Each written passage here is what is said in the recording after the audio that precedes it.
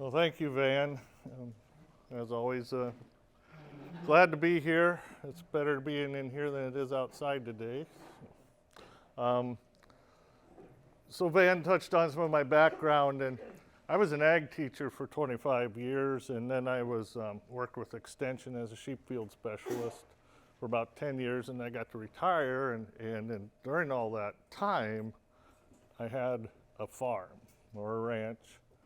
And those of you that ever have done that double duty understand, and Anthony alluded to it earlier today, you're doing a lot of late night stuff, and part of that has to happen then is finding labor savings and things that become efficient when you're not there. And so in my journey in soil health wasn't an epiphany necessarily to be a conservationist. I was trying to manage a ranch and teach school or run around as an extension person.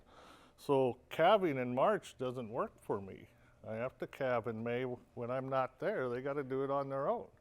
And it becomes survival of the fittest. The ones that died probably shouldn't have been cows to begin with.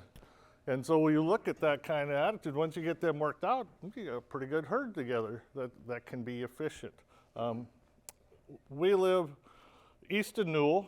It's in Kyle clay and pure shale soils. And if you know anything about that, that's some of the worst soil in South Dakota. And it should never been put under irrigation. And so if you decide to find a farm out there and it's cheap, there's a reason. So I'll tell you that. So we have a half an hour every year that tillage farming is ideal. And I needed to widen that out. And that's no-tilling just became that tool that fit what I needed for time savings. And then, oh, by the way, you have all these other things. Another thing that I grew up with, out in our country, we are not grain farmers. We are forage farmers. That's a whole different school of thought in a lot of cases. It doesn't matter, we plant wheat or oats or corn, we're either chopping it or baling it, and we're removing it. And then the thing we do is, especially on that irrigation project, we bring in cattle and sheep and we graze anything that's left, we graze it. And so we overgraze our fields and we beat every ditch and corn stalk out of that country. And so we know how to integrate livestock on land. We were just doing it too excessively. And so then you start backing off some of those things. Like Van, 15-inch rainfall. And when does half of our rain occur? April, May, June. So we have to plan for that, and every drop of water that hits, we've got to keep it. And even on irrigation, and those of you that irrigate will probably profess like me that irrigation water is not rainwater, and you don't get the same result. So any of that good rainwater you can get coming in, that's what you want. And livestock help that happen. And so I'm just going to share with you, like Anthony, things I do that I found that work for me. Besides just thinking soil health, it creates a more efficient operation, because at the end of the day, like Anthony touched on, quality of life and profitability still have to be something we need to think about. And if we're just stressing out and we're not making money while we're stressing out, we need to quit doing what we're doing. And so looking at this, we have about a 200 animal unit operation that's comprised of cattle and sheep, and those numbers will go back and forth in different directions depending on where we're at with things. And currently we are destocking a lot of old inefficient cows, and we're bringing in a composite breed that's probably only going to be 1,200 pounds. But the goal is that she's going to carry out a 6-weight calf. That's what I want her to do. I don't want a 1,500-pound cow carrying a 6-weight calf. I want a 1,200-pound cow. And you start looking at the pounds of feed that they consume, then it starts making sense. You're getting efficiency out of that. Same way with sheep, and you know, again, growing up with sheep, and that whole country had more sheep in it than it ever did cattle when I was a kid, but that's since changed for a number of reasons. But they are a great tool too. And the old rule when I was growing up is you could run one ewe behind one cow, and they wouldn't compete for the same forage because they're different foragers. So as we get to that, I'm going to make some case for livestock integration because that kept bouncing around in some of our other meetings. How come we're not talking about it? Why, you know, some are claiming that's the most important principle. And we need to understand that. And as we work to that, why do we care about soil health? What are we trying to look for in the future? Obviously, the claims that they're making is that we're going to be at, you know, 9 billion people by 2050, and we're losing farmland instead of gaining farmland. So that means we're going to have to increase our efficiency somewhere. But we can't degrade our soils doing it. We've got to build our soils if we're going to get better production. So it matters. We need those soils to perform consistently, and that's a question or an issue we run into out west. Is we live in extremes where we get really hot and really cold, and that's all in the same day, and we don't get rainfall. And so some years you have these bumper crops, and other years it's a catastrophe. And when you're working with your banker, you can't live that way. So part of my goal was to try to reduce those peaks and valleys and get it more rolling as far as our predictability of production and therefore cash flow projections. And then again, you know, we've gone over those 5 principles, and the big thing we think about with livestock opportunity from a soil health point of view is to cycle those nutrients back in. And obviously from a profit point of view, we get to turn maybe some undesirable forage into red meat and wool. And that can bring value on the same ground. So we're stacking enterprises, and we need to look at some of those things. And the thing that gets, you know, that got me inspired with soil health and helped me understand it, because my background is more range. Soil health is rangeland management. Same thing. And you're applying it to cropland. So I got it, because I'm a horrible farmer, but I'm a pretty good range guy. So you talk to me about this, leaving residue and not overgrazing, and having my pastures with litter covered and protected so raindrops never hit bare ground. I get that. So I can do that with cropland. That makes sense. And we want to cycle that water. Every drop that hits, we want to keep it as long as we can keep it and cycle it back in. And to me, I can't get over some of this. Perennials are a solution to so many things that mess up cropland. And I don't understand why some of that isn't looked upon in some quantitative values of having that in your rotation at some time. For what they do, unbelievable. Of course, what was the prairie? And like Anthony showed, you know, in that CT scan they did on that soil, you know, your gold standard is your native, well-managed prairie. That's what we've got to try to figure out. Perennials give you a better opportunity to get there faster. I would make the argument one of your best ways to jumpstart into a soil health program, take out an alfalfa field, terminate it out.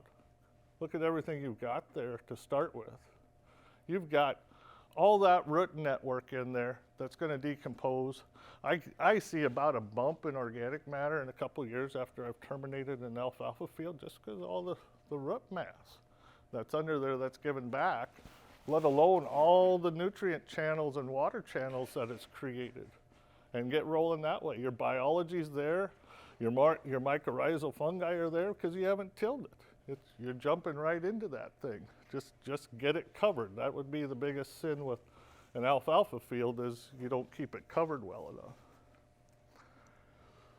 And again, with healthy soils, it leads me back to a better quality of life. And certainly we think about cropland and what it does there in improving that, but think about if your soils are healthy and you've got your livestock out there, you have a greater opportunity of those remaining healthy.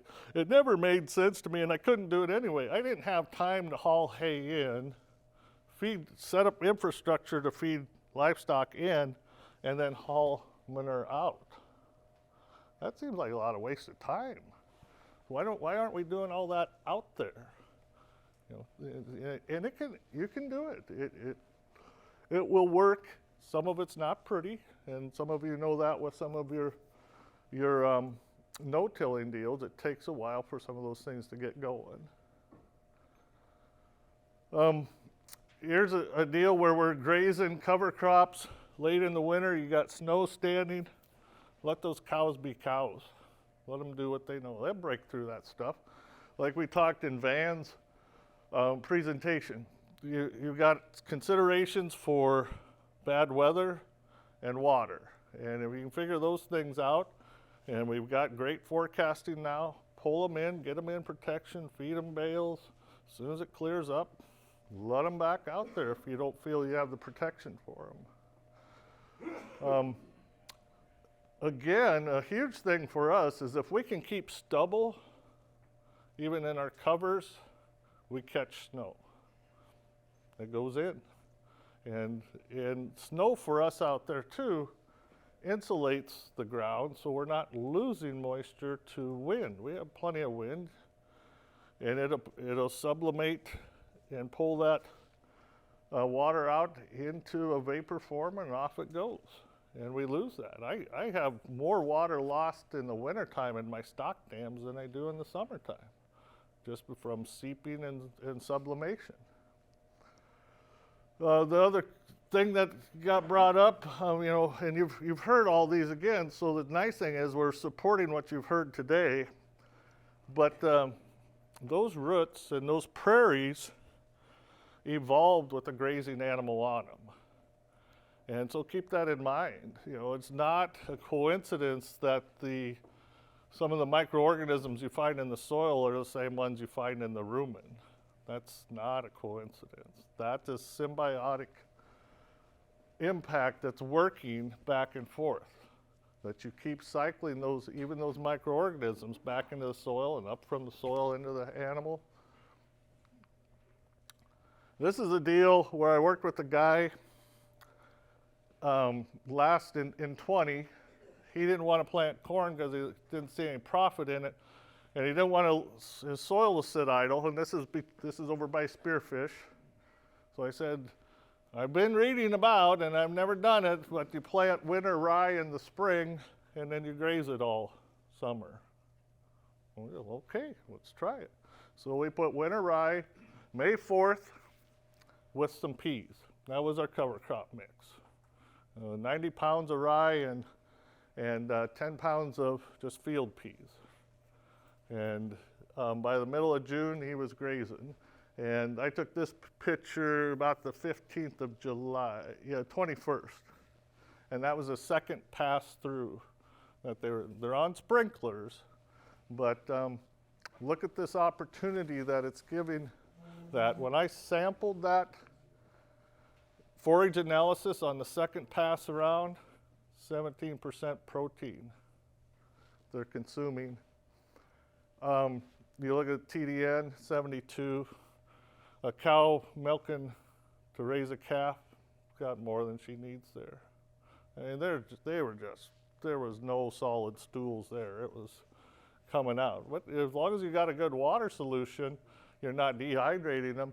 We watched the conditions felt right. I did a cost analysis I wonder if I've got that piece in there, I don't. To see he ended up losing $30 an acre, okay? But we don't give credit to all the soil health benefits that occurred. I went through and figured from some research in some feedlots out of Texas where they collected all the manure coming out of cows to see what the fertilizer values were. in them, and what that was going back, and like Van touched on, 80% of what goes in a cow goes out the back of a cow. So you got a great manure spreader right there, putting that back in. Had it been this year that he did that, and with what the fertilizer values are now, he probably would have broke even. And when you talk to him, this in 21 he put corn in there, and he no-tilled it in.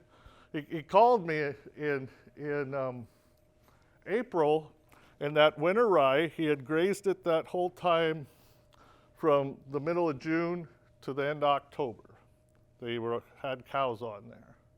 And they got off, and they left it alone. And remember, this is winter rye, it's a winter annual. It came up again in this spring. And he goes, what should I do with this? I said, I guess you could let it come and hay it before it went to seed, or you could terminate it and put corn in it. And so he put corn in, and anyway, he said that was like planting in butter. His weed suppression was amazing. His moisture, because again, it's hot and dry, and you got to run your sprinklers more, but if you can hold that moisture in, he had an energy savings there on his irrigation. Worked out great. And so that's how quick something like that can make a difference. A lot of our deals, when we're making cover crop mixes, we're trying to consider 2 species of animals there.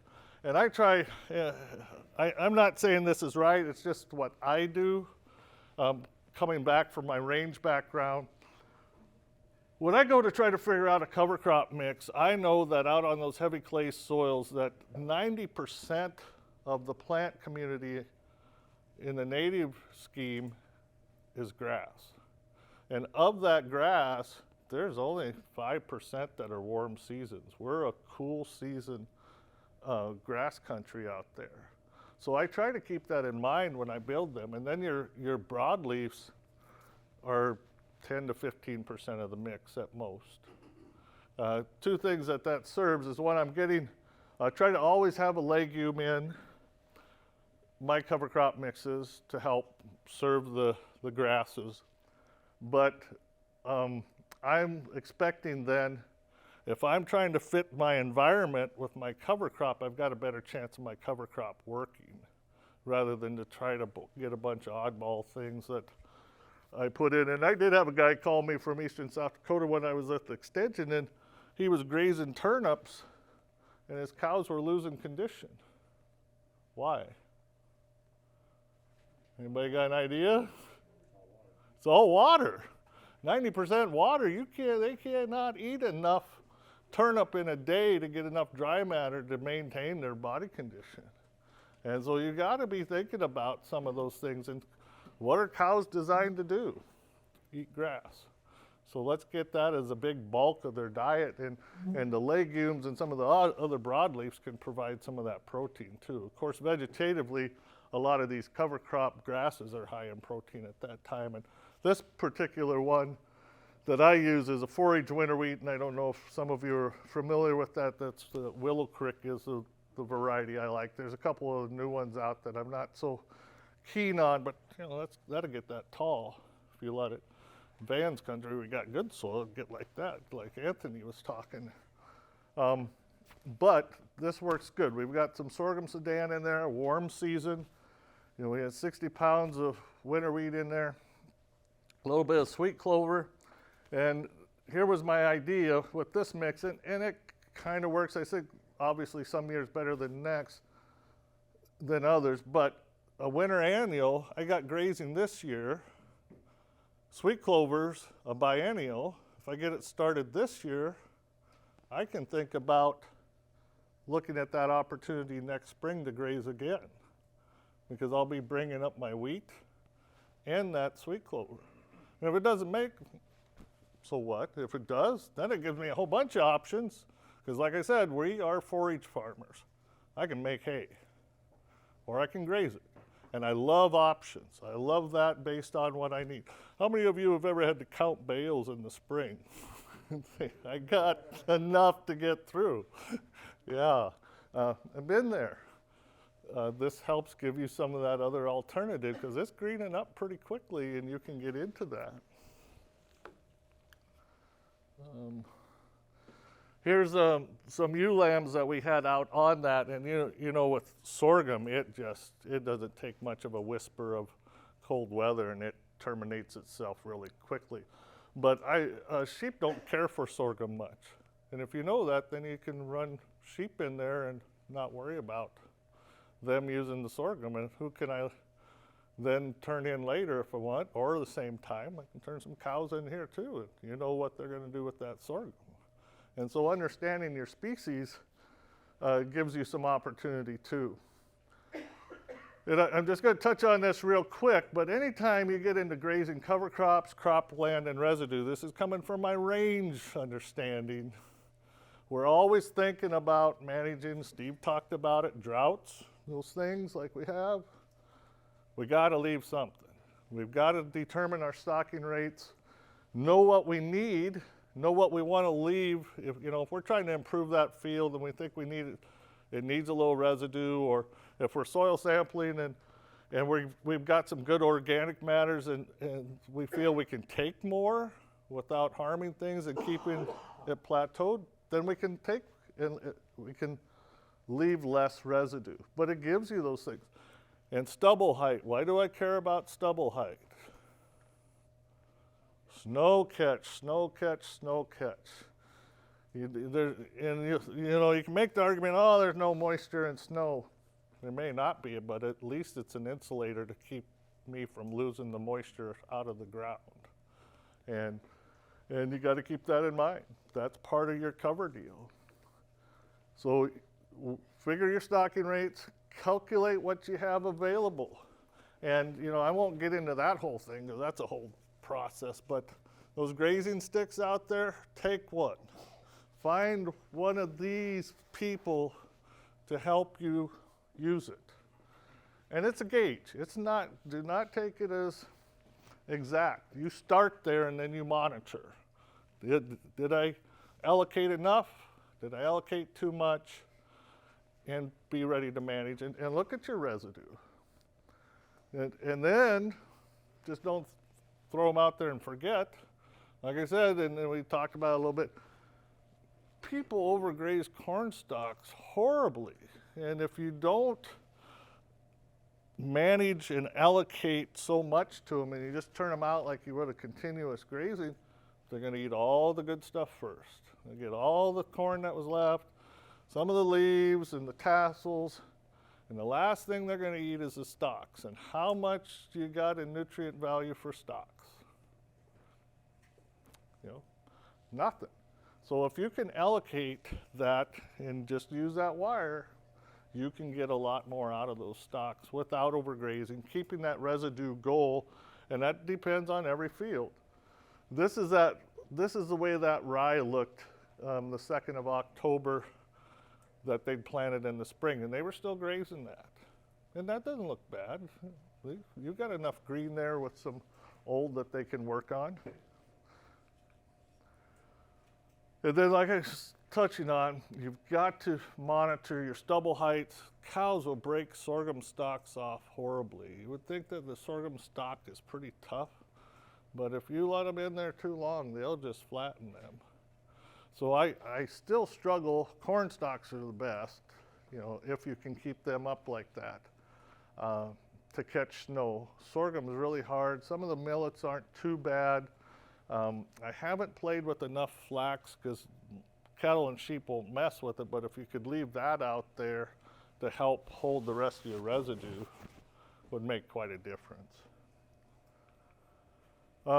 So then always the pushback that I get is, what are those animals going to do to my fields? That happens, right? It can happen. And usually that's caused by what? Overgrazing? Did we leave any residue for them cows to walk on? Or did we just bare the ground? Dwayne Beck's got that best story, and they alluded to it today. They've got enough residue that they can run and plant behind a sprinkler. Well, shouldn't you be able to walk some cows out in your fields without them sinking in too? And so if we can't, what have we done wrong? We don't have enough residue. We're not leaving a carpet or a mat there for them to walk on. And it makes quite a difference. The other thing, when you get into that spring thaw that Van tries to be gone by, is we're still out there. But when it gets cold, or if it gets thaws, we go to what we call sacrifice areas. And where are those areas at? Those are the seep spots. Now we're trying to just camp on there. Are we going to hurt them by pugging them like we see in that picture? Probably not. We're probably going to help them by collecting pools of water, getting them covered so the seeps aren't bare soil where the sun can keep pulling that salt up in the wintertime.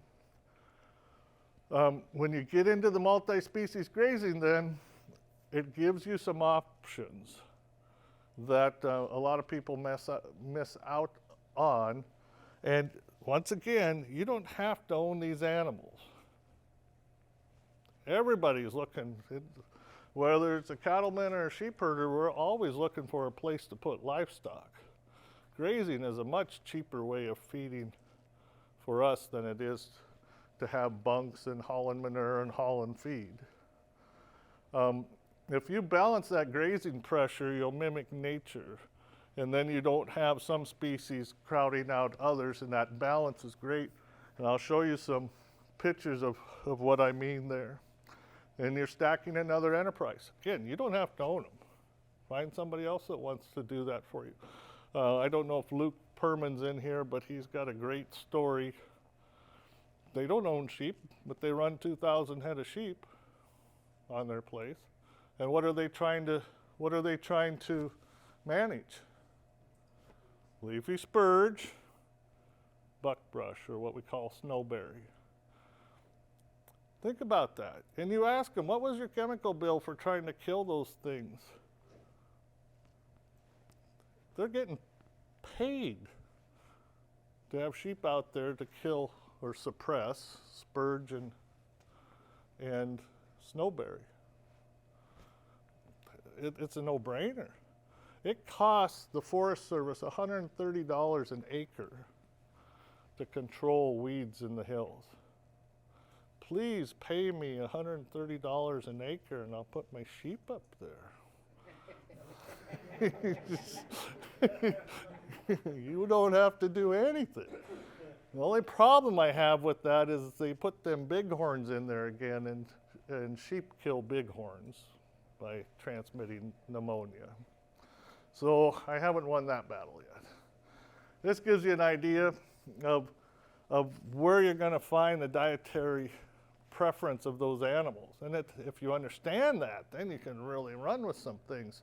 You're not competing. That's always kind of a worry. And it can happen. Like in some of our country, we got to be careful on those dense clay prairies. 80% of it is western wheatgrass. Then you got some cactus, you got some American vetch, and some green needlegrass. That's all you got. You have 4 species on a native prairie. And that's normal, that's native. So in those situations, they're going to be eating the same things. And sheep will take those leaves and just eat the leaves. And you'll see all this stalks out there. It looks great until you get out and look at them. There's no leaf material. But guess who's eating better, sheep or a cow? There's more protein in the leaf than there is the stem, so they're always eating better. And then goats, they are a browser like elk is. They are going to find every shrub that they can get. They'll eat cactus, flowers, and anything that's not grass, they'll tend to go to, although they're a ruminant too. They can make use of grass if they have to. But to understand sheep and goats versus a cow has an oven mitt for lips, and it can't be as selective. It's got to stick that tongue out there, right? Wraps it around and shreds it off and brings it in. But sheep and goats, again, only have teeth on their lower jaw, but they have a prehensile lip. It's just like your thumb and forefinger split. And so they can pick up a piece of corn, or they can pick off one leaf. And they got all day to do it. So pick and pick and pick. And so they can be much more selective. You want to enjoy yourself. If I get too boring, Google an Oklahoma video where they put a GoPro on a goat's head. And in 10 minutes, that goat had eaten 10 or 12 different species of plants. And most of them were invasive. So that's what I'm saying. And I'm turning red meat and wool into wool. You're balancing things. Why is it out? Why are you having weeds? Something's not right in your ecosystem, right? So this isn't perfect, but it's better than the other options that I've ever tried to deal with. And again, my point, we are improving rangelands with another animal, so you can run more cows. We'll run some sheep on there for you. And you're cleaning up the weeds, and what a great story that is. Talk about regenerative power. You're taking undesirable, unsaleable things and converting them into red meat and wool, making the environment better. We have a story that we should be able to just be throwing out there about the power of grazing and what we can do. And some people are doing that well, but our city cousins really need to understand that. We have superpower animals here that can just change this whole climate of our world. You know, they're theorizing that if you do pulse grazing just in a grazing lands the size of Australia, you'll be able to sequester the carbon that was all the carbon emitted since the dawn of the Industrial Revolution. How many hundred years is that? Look what we have, and if they can quantify that we can sequester that, we should be doing very well in future generations of running livestock. But we got to get that story spun around instead of being these methane abusers. The multi-species thing, again, like I led to, we've got a story where we can replace herbicides. It's effective. It's been research tested. It's sustainable. You don't have to wreck your four-wheeler trying to spray a draw of cockleburrs or spurge. Let those animals do what they do. Them sheep and goats love that terrain better. You got a saleable product, and it just gives you another opportunity, which a lot of people I worked with in Extension, and I started that in the late 2000s, the struggle was trying to get the next generation on the land, and they're trying to find another enterprise to bring in. Well, start thinking about if you've got cropland and you don't have livestock, think of how you can make that livestock work, and you don't have to own them. Remind yourself that. You don't have to be an expert on that. You don't have to have a lot of infrastructure. But then, and so that's what we'll talk about, especially when you start saying, well, I don't have any facilities for sheep, and I don't know what I'm doing there. I got corrals and stuff for cattle.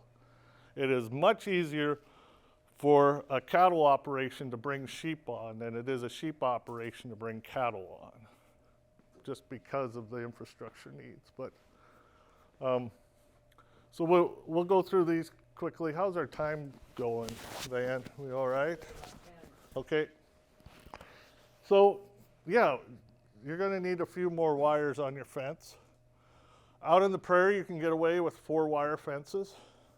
You know, don't let your animals get hungry. Anything that crawls through the fence, shoot it or sell it. All right? That first one down, the others are going to think about it. But of course, the price of sheep now, you better not shoot it. Get it to town and take... but just and I'll show you a few other things. Woven wire's great in tight pastures. Those are kind of nice when you got the small ones. But then as we get farther away from the headquarters, we're at 4, 5-wire fences on them. The 4 wires can be a struggle with lambs because they'll start slipping through. But usually if the ewes have got enough to eat, it's not an issue. 5 wires work really well. This new technology, or taking technology and putting it to better use with these better energizers and understanding the electric fencing, really gives you lots of options. Just opens the door to so many things, especially target grazing. And this picture here, we did a target grazing project up in the hills, which I'll show you a little of that. But I hired a guy to do it, and I took the sheep over to his place, and I brought him all the equipment, and we've got a stock trailer there, an old one for him to bed in at night if we were afraid of mountain lions finding a taste for lamb. And I let him train them there. Train them, put them in a corral if you need to. Put your fence inside the corral and let them get hit a few times. And then we had nothing escape. And we were out in the hills there. And I've done that several times. The only time I had a breakout was I was so proud of one of my projects, and I wanted these 40 head of people to come see it. And so I brought this 40 head of people toward a group of sheep in a 3-wire electric fence like that. It just freaked them out, and they went out the other side. So then we had a stockmanship lesson on how to round up sheep. Always a learning opportunity, right? And so these are little hog panels welded on, square tubing, make them easy enough versus buying them. Cattle panels are great, easy to set up if you don't know what you want. Get some steel posts and start. Snow fence. They don't make a lot of it anymore, but if you've got some that you're hoarding, that makes great sheep fence in a hurry. And then we've got, we've got cattle panels that have extra bars in them then, and it just gives you more options that way. Water, our whole operation is set up to run sheep and cattle. So all of our infrastructure is that way. These tanks like this are a concrete tank built in Newell, South Dakota. NRCS loves them, I love them. Whoops, okay. They're 1,400 gallon tanks with about a 6-foot face on them. And then they're about, they go way deep, but with access to animals is 6 foot by about 2 feet. And then again, 1,400 gallons, so you're not gonna drain that if you have a bunch come at the same time. But they're about this tall. So you kind of put some around them, and cows can get up there. But what we care about is calves and then sheep getting in there, being able to drink out of them. So we build these up around here, so they're only about 18 inches. But the problem, as you know, with some animals, they're looking for a way to die. And I'm not saying what species, but they will find themselves in there. And like, it's simple enough, like the NRCS on tanks like these, they want you to put bird ramps in, right? Well, we have sheep ramps. And even the sheep themselves, those lambs will be up there drinking, and those ewes will just crowd them into it. And so you've got to have some way for them to get out. And a lot of times on these, we've just got cement blocks stacked in there. And it's not ideal, and I think if I get some time, I'm probably going to make a expanded steel framework that I can set down in there deep enough. Because the problem is when they get in there, I've got it stair-step for them to get out, but sometimes they get so excited they flail the bricks all over the place. So you always need to be checking them to make sure that they're set. And so you've got to think about some of those things. You won't get to ignore it. You can ignore it, but you'll be pulling sheep out of them. These cobettes, we have a lot of them too. Work great. These tanks are winter tanks too. You cover the backs of them with soil, and then all you've got is that front face up here, and it allows more animals to drink, and they're kind of like the cobettes. If you're using them, you don't have much ice to chop. But the nice thing, we have these out in the pastures. I don't want to winter in corrals. I want to winter out in pastures, because 80% of what goes in the cow goes out of cow, and I don't want to be hauling manure. And by the way, 85% of what goes in a sheep goes out of sheep. So they're not even as efficient, but again, remember some of what they're eating. Other things you have to kind of get in mind is when you're running sheep and cattle together and you get drought years, those cattle will pug those shorelines to the point that they get the shoreline so loose that you'll have bogging by those sheep. And usually the ewes are pretty smart. And I've watched them. 2006, we had a pretty good drought, and I was trying to back this scraper into these dams and pull out this silt that the cattle had created and make a firmer shoreline for those sheep to drink. And they came to drink, so I pulled out of the way and I watched them. Lambs came, or the ewes came, and they reached over that and drank and turned around and went back. Those lambs didn't even slow down. They just walked right out into that water, up to here, up to their sides, drank. Remember, these are wool sheep, so they absorbed all this water. Drank, so they filled themselves with water, turned around, and then on the way out is when they would get bogged, because their feet are the size of quarters at that age. There they are.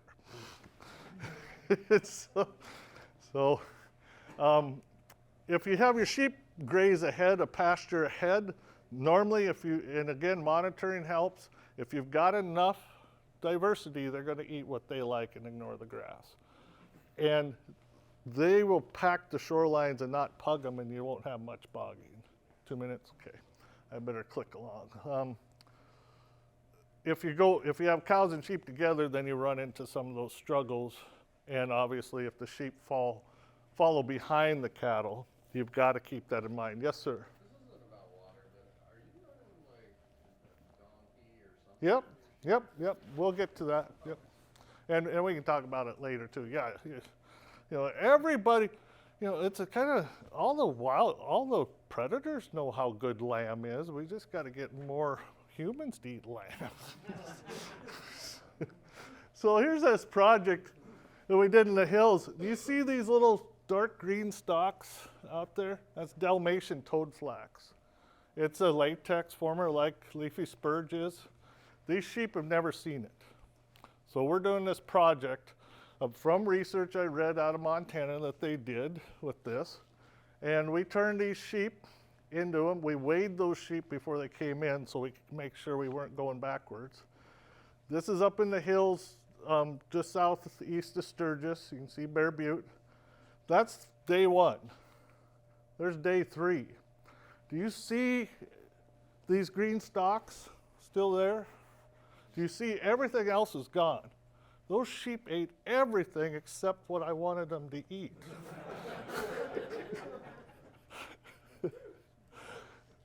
By day 4, they started eating it. And then we kept going. And by the end of 2 weeks, you could turn them into an area. That was the first thing they'd eat, and you could move them off and not eat anything else. They got addicted to it. Leafy spurge will do that too. So don't freak out when you do that, because I was going, oh, geez, this is a wreck. And then we weighed them coming out, and they gained 5 pounds after 2 weeks. Yeah, and there's the recovery from that barren thing. We got native grasses coming back. It's a tool. Nature knows what it's doing. We just got to listen to them. How many of you seen sweet clover years? We get them more frequently now, it seems like. This is a sweet clover year out in our country. Everything is sweet clover. Everything. 5-6 ton an acre out there. This guy, my neighbor, no sheep. There's his cows. I've got cows and sheep in here, right next to him. I don't have sweet clover issues. People cuss sweet clover. I see it as opportunity. Yeah, I can tell you all kinds of stories about sweet clover, but Cows don't like sweet clover, is that? they do. They just can't eat enough of it. What? Yeah, yeah. But sheep love forbs. So it's a biennial, right? So that first year it comes up, they got it before it even gets started. And then we've had it get away from us.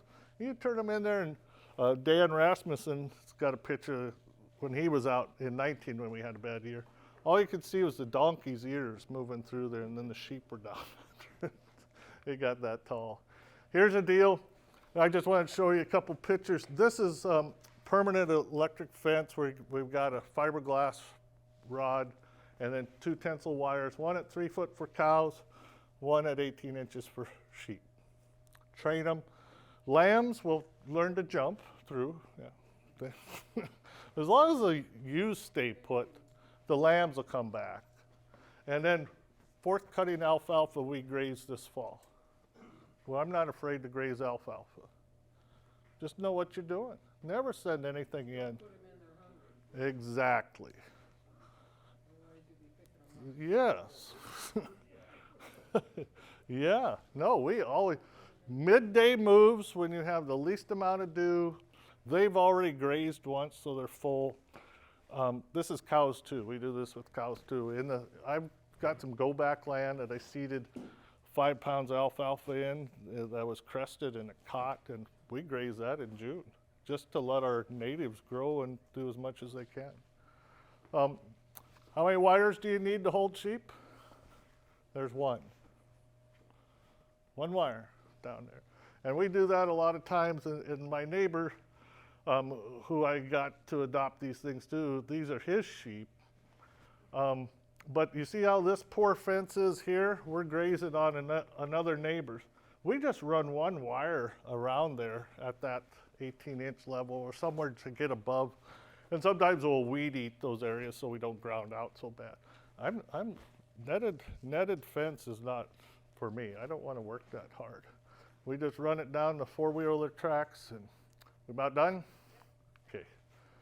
And then when you do some of those things, and come talk to me about creating those opportunities, because I've made the mistake of using lambs to cows and their calves, and those cows see those lambs as evil things and they try to kill them. So you want to put them fence line apart so they can get familiar with them. So there we are. Well, we probably don't have time for questions. No, We've but got to go to the convention room, but we want to thank Dave for his